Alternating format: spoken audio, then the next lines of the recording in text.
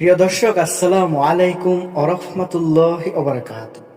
সুপ্রিয় দর্শক, আজকে আপনাদেরকে জানাবো আল্লাহ তাআলার এমন একটি নাম, যেই নাম পাঠ করলে আল্লাহর কসম যেই ব্যক্তি রোজ 1000 বার এই নামটির আমল করবে, সেই ব্যক্তি যদি কোনো দুরারোগ্য রোগে আক্রান্ত হয়ে থাকে, মানে 12 বছরেও তার রোগ ভালো হচ্ছে না, সেই 12 বছরের রোগীও ভালো হয়ে যাবে।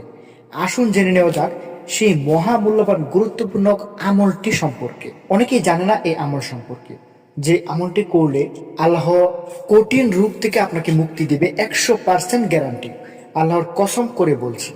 তো আসুন জেনে নেওয়া যাক সেই আমলটি সম্পর্কে।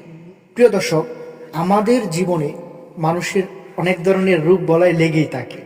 মানুষ বিভিন্ন ধরনের রোগে আক্রান্ত, অনেকে অনেক ধরনের রোগে আক্রান্ত। অনেকে দেখা যাচ্ছে যে ডাক্তার কবিরাজ গুলে খেয়ে ফেলছে, তারপরও রোগ ভালো হচ্ছে না।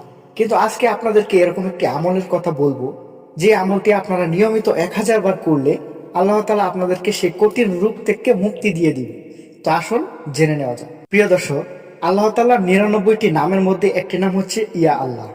যে ব্যক্তি রোজ 1000 বার ইয়া আল্লাহ পাঠ করবে, ইনশাল্লাহ তার মন থেকে যাবতীয় সন্দেহ দ্বিধা দূরীভূত হয়ে যাবে এবং সে ইয়াকিন ও দৃঢ়তা অর্জন করতে পারবে। কোনো দুরারোগ্য রোগী যদি অত্যাধিক পরিমাণে ইয়া আল্লাহ নিয়মিত পাঠ করতে থাকে এবং পরে আরোগ্যের জন্য দোয়া করে, তাহলে সে আরোগ্য লাভ করবে। তো দর্শক, এই ছিল আল্লাহ তাআলার 99 নামের একটি নাম এবং তার ফজিলত সম্পর্কে বিস্তারিত আলোচনা।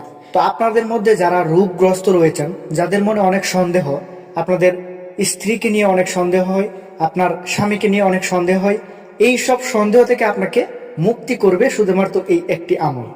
আল্লাহ তাআলার এই 99টি নামের এই একটি নামের আমল যদি দৈনিক রোজ 1000 বার পাঠ করেন, তাহলে আপনি সব ধরনের সন্দেহ থেকে, মানুষের প্রতি সন্দেহ থেকে আপনি দূরে থাকতে পারবেন। আপনি যদি রোগগ্রস্ত থাকেন, তাহলে আল্লাহ তাআলা আপনাকে আরোগ্য দান করবে। তো আল্লাহ তাআলা আমাদের সবাইকে এই নামের আমলটি করার তৌফিক দান করুক। সকলে ভালো থাকবেন, সুস্থ থাকবেন।